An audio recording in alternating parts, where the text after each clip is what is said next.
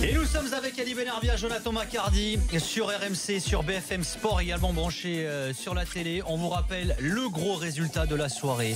La victoire, la première de l'histoire d'Amiens en Ligue 1. Victoire des Amiénois 3-0 face à l'OGC Nice. Et devinez qui est avec nous ce soir. Devinez qui nous fait le plaisir d'être avec nous. Christophe Pélissier, le Special One des Picards. Salut Christophe.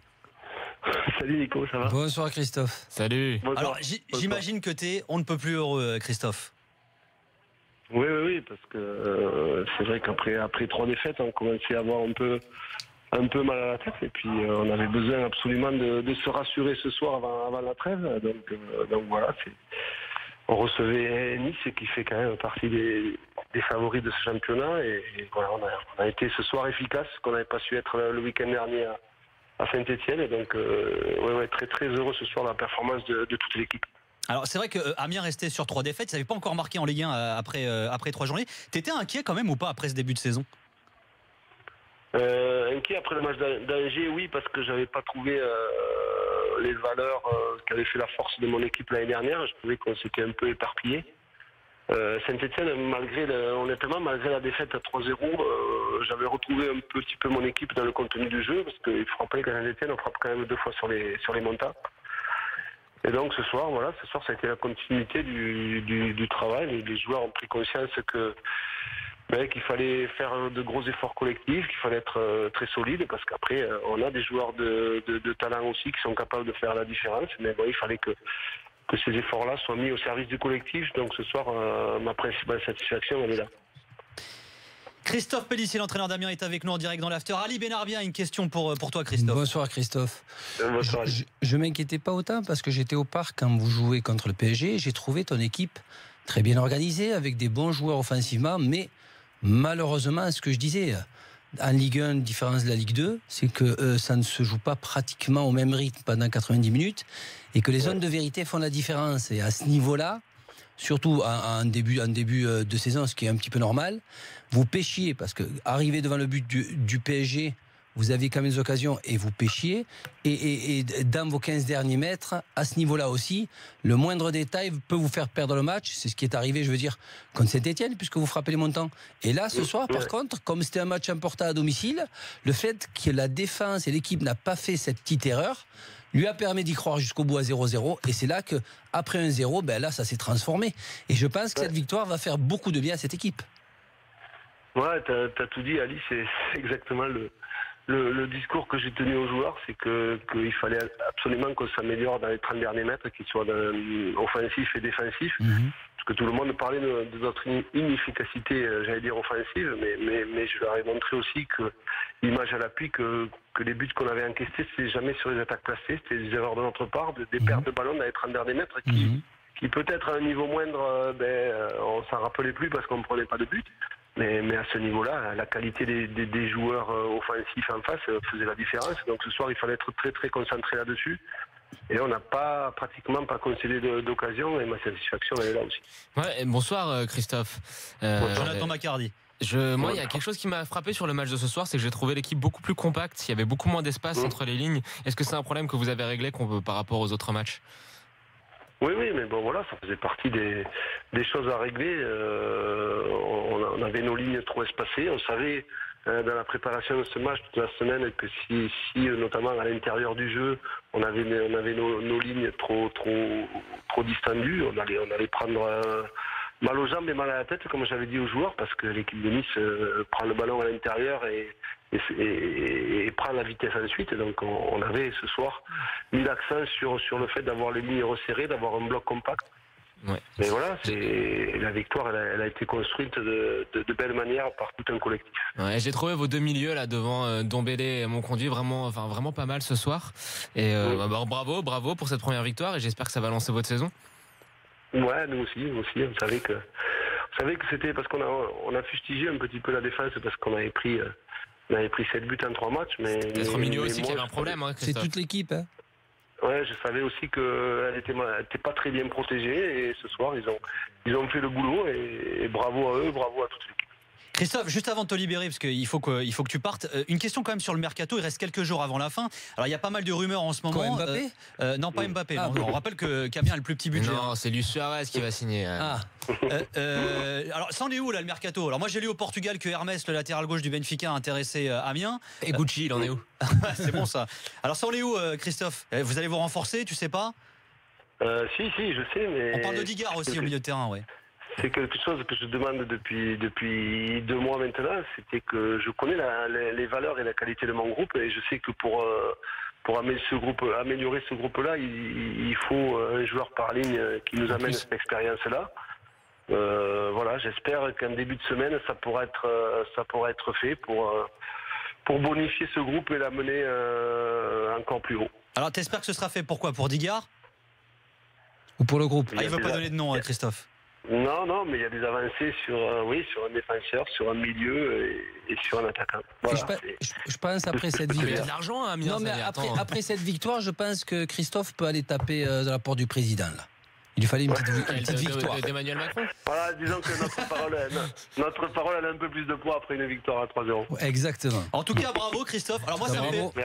Alors c'est complètement objectif. C'est pas du tout journalistique, mais j'assume pleinement. Voilà, moi je te connais depuis le temps où tu étais à l'Uznac et cette fameuse non montée. Ouais. Voilà, bravo à toi, à tout ton staff. Voilà, ça fait Merci. plaisir de voir, surtout après ce début de saison qui a été compliqué. Et alors sache un truc, c'est pour te foutre la pression. J'ai fait un pari avec François Malardeau.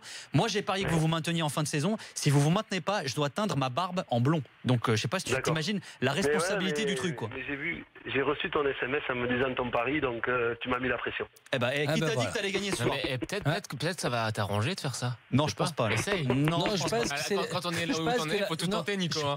Je pense que la pression de Nicolas qui a fait gagner Amiens ce soir, non? Ah ouais, non, mais ça Ah, va, voilà. voilà, j'ai Ah, tiens, un moment d'inspiration. C'est ça. Bravo Très en tout cas, Christophe. Non, Merci. bravo hein. Christophe. Merci à vous. Merci, bonne Félicitations et soirée. bonne chance. Mais le plus dur commence, hein, bonne chance. Hein. Oh, je pense qu'il Salut, a Christophe. l'habitude. Ouais, bah oui. Voilà, Christophe Pellissier, l'entraîneur d'Amiens, qui nous faisait le plaisir d'être avec nous après le succès 3-0 de son équipe face à Nice ce soir. Juste un petit mot quand même, les gars, sur le Stade Rennais. 2 points sur 12 depuis le début de la saison. Non, mais 2 points sur 12 quand même. Défaite ce soir à Toulouse, 3-2. On a entendu Pascal Duprat tout à l'heure. Vous êtes inquiet pour les Rennais ou alors? Mais oui, écoute, alors, l'année dernière, on était tous très enthousiastes à l'idée de voir Gourcuff débarquer à Rennes. On a vu ce que ça a donné, c'est-à-dire rien. Une gestion du groupe, une gestion institutionnelle catastrophique. J'avais encore un peu envie d'y croire dans ce début de saison, en me disant bon, il a un peu dégraissé, il s'est peut-être adapté, parce qu'il reste quand même un super entraîneur. Hein. En Algérie, c'était pas mal ce qu'il a fait aussi, son passage, Ali. Non, c'est que j'ai vu beaucoup d'entraîneurs être très bien quand ils étaient longtemps dans un club. Ouais, mais en Algérie, son Tant- passage en Algérie, c'est tant ce que je qu'il te ne demande. changeait pas. Son passage en Algérie n'a pas été mal. Non, Christian le Gourcuff. problème, c'est qu'il n'est pas allé jusqu'au bout, donc Voilà. on ne sait pas. Mais donc, Ça, c'est pas très bien fini, hein, ça, cela c'est dit. pas Non, bien c'est qu'on fini. ne sait Mais pas. ce que je veux dire, c'est que c'est un bon entraîneur. Et là, j'ai l'impression que je sais pas d'où vient le problème. C'est soit le contexte rennais qui l'endort totalement, je retrouve pas sa patte, soit c'est lui qui est finalement peut-être juste un très grand professeur et pas forcément un bon entraîneur sur le terrain quand il faut passer à un échelon supérieur que Lorient. Donc voilà, je suis assez déçu parce que j'ai une petite faiblesse à la fois pour le père et pour le fils, c'est de voir une équipe aussi apathique. Non, Je me dis que ça doit être dur pour Jérôme Thomas. moi, je sais pas. Notre producteur. C'est pas ça. On se pose des questions sur un entraîneur qui fait un très bon travail dans un petit club avec des joueurs, on peut dire, allez, à moindre niveau. Et on se dit toujours, si cet entraîneur, Jonathan, Je t'écoute. Hein. avait les joueurs de qualité, tu te rends compte ce qu'il serait capable de faire? Alors, est-ce qu'on pense que c'est bon ou pas bon? Là, il y en a la preuve pour l'instant. Il a eu toute une saison entière. On a dit transition. Alors que je suis désolé, tu n'as pas besoin spécialement de transition. Bon, ils étaient 44, Ali. Mais c'est pas parce qu'ils sont 44 qu'automatiquement compliqué. tu as un problème. Mais Non. attends, en Il n'a pas Algérie, de c'était problème. pas mal ce qu'il a mis en place. Il avait des joueurs de super Mais il n'est qualité pas quand allé même. jusqu'au bout, je ne sais pas. Écoute, Il n'est pas allé jusqu'au bout, Jonathan. Il n'a pas Ça, joué. ça, c'est vrai. Il n'a pas joué une canne. ça c'est vrai. C'est là vrai, que tu vois c'est dans vrai. une compétition. Et là, cette année, tu débutes. Il a pu faire son tri, il a pu faire son choix, faire jouer les joueurs, mais on ne le critique pas là-dessus, on le critique dans le fond de jeu. Il est tellement bizarre le Et le mercato problème, c'est aussi. qu'il n'y a toujours pas de fond de jeu. Ah, mais bien sûr. Et normalement, la force de Gourcuff, c'était pas, on va dire, allez, sa parole comme le fait Mourinho ou quoi, c'était le style de jeu. Ouais. Mais là, quand on voit Rennes, on voit pas le style de jeu de Gourcuff. Et j'en ai parlé Juste pour aussi- finir, vas-y. sur Ouais, Rennes. j'ai envie un mot très rapide sur Morgan Amalfitano, qui est un joueur que j'apprécie. Qui a pris un rouge. Qui a pris un rouge. Écoute, alors il y a quelques années, notamment à Lorient et à Marseille, je trouvais que sa grinta et son excès d'engagement faisaient un petit peu son charme, parce que c'était un joueur à la fois technique, mais à la fois, je trouvais que c'était un vrai guerrier. Mais là, j'ai l'impression que plus l'âge avance et plus il se rabat disperse. sur ça, il se disperse sur ça. C'est À Lille, dommage. on l'a vu déjà faire des gestes pas très jolis. Là, il pète un boulon encore. J'ai envie de lui dire, te gâche pas, parce que ça reste un joueur qui a un bon pied quand même. On file à Bordeaux, messieurs. Les Girondins qui sont imposés 2-1 ce soir face à 3. Camano et Sankaré ont marqué Et Bègle pour aussi, Bordeaux. qui aime poser. Ouais. Et Bordeaux. Bègle, l'UBB, bien sûr. Ah aussi, attention. Top 14, bien entendu. Allez, Ben Robert. Exactement. Et du côté de l'Estac, c'est Derbion qui avait marqué. Ah, il aime bien Jonathan Macardy quand je fais l'accent du rugby. Gilles, supporter de Bordeaux, nous a appelé au 32-16. Salut Gilles. Salut à tous. Salut, Comment va Gilles? Ça va très bien. Bah, écoute, ça va bien. Écoute, t'as gagné. Tu restais sur un 3-3 face à Bordeaux avant une victoire 2-0 face à Metz. C'est plutôt pas mal, non? Face à Lyon. Oui, face à Lyon, le 3-3. Oui, pardon, face à Lyon. Oui, non, on va qualifier ça de bon début de saison, je dirais au niveau en termes de points, en termes de résultats. Et pour le moment, T'as pas l'air emballé, Gilles. C'était pas facile ce soir. C'était hein. pas facile à lire, a raison. Oui. Un petit Alors, cadeau pour le premier but. Voilà. Merci, Voilà, c'est gentil. on va dire ça, un petit cadeau sur le premier. Et puis bon, finalement, on attaque bien la deuxième mi-temps en mettant ce deuxième but et on se dit bon, ben, on va Heureusement. pouvoir dérouler, on va pouvoir voilà. Mhm. Et puis ben, finalement, les 10 dernières minutes, on se languit que ça finisse, hein, parce que c'est long, parce qu'on n'arrive plus à tenir le ballon. On fait même rentrer hier au Plaisir pour essayer de faire ça et ça change pas grand chose. Et on s'aperçoit que finalement, il n'y a pas une. Allez, on va être gentil, on va dire qu'il n'y a pas une gros fond de jeu, quoi. C'est poussif, les actions se répètent un peu toujours de manière équivalente. Ça On varie fait pas. toujours un peu la même C'est ce que chose, tu veux voilà, dire, ça varie Gilles pas. Ouais, mais est-ce que c'est pas parce que Non, c'est le mais- début de saison, tout simplement, non? Oui, Il y a eu mais quelques changements. alors je pense que quand on regarde c'est la compo d'équipe, moi j'aime bien ce milieu de terrain. Otavio, on sait que c'est un bon joueur. Avec le rageur, je trouve il m'a fait une bonne impression depuis son arrivée. Et Sankaré qui est en feu. Mais quand tu regardes le profil de ce milieu-là, et tu regardes aussi sur les ailes, là, avec Cafou, Malcolm et en pointe il y avait Camano, il n'y a pas vraiment de créateur. T'as pas vraiment le mec qui va pouvoir dans les 30 derniers mètres, dans les 40 derniers mètres, 50 derniers mètres, créer du jeu. Le problème, c'est quand et tu le joues. rageur, c'est pas vraiment leur profil, c'est des joueurs qui jouent un peu plus bas, et Sankaré, c'est plus un joueur de percussion. Mais t'as pas le Benarbia qui est capable de mettre le pied sur le ballon, pouvoir dicter le tempo, pouvoir accélérer, pouvoir savoir quand il faut un petit peu se calmer et pour pouvoir créer du danger. Mais peut-être parce que ce problème à 3 milieux où c'est devenu la mode, on veut des milieux qui sont là capables de récupérer le ballon, amener le ballon plus haut, savoir défendre, compenser un peu les latéraux, compenser les milieux. On en oublie que à la base, il te faut quand même des joueurs de ballon qui ont cette capacité, comme tu as dit, à poser, à changer de rythme, à faire la différence. Et malheureusement, les coachs aiment beaucoup trop ce style de joueur. Comme on dit box to box en Angleterre. Et malheureusement, il te faut au moins un de ces trois qui puissent avoir cette capacité à le faire. Le rageur, il a une bonne qualité de passe, mais c'est pas lui qui va. On avait l'année dernière Vada. À chaque fois, j'ai vu tellement de milieux changer à Bordeaux qu'on disait ça, ils ont trouvé, et je vois qu'ils changent encore. Donc comment tu veux que cette équipe arrive à un moment, elle a un fond de jeu, si tu changes tout le temps à la fois ton milieu de terrain et à la fois ta défense et à la fois ton attaque à chaque saison? Mais je peux comprendre pourquoi Vada joue pas, parce que Otavio. Parce qu'à un moment, il était bien. Otavio, t'en as besoin devant la défense. T'en as besoin. Le rageur, tu peux rien lui reprocher. Il fait ses matchs, c'est un très bon milieu relayeur, il a un très bon pied, une très bonne qualité de passe. Et Sankaré, tu peux pas le retirer non plus. Il est ultra décisif. Alors comment tu fais? Alors est-ce qu'il faut peut-être pas changer de système, passer à un milieu à 4 en losange avec 2 pointes? Je sais pas. Non, mais ce qui est assez bizarre, c'est que Gourvenec était un vrai meneur de jeu. Ouais.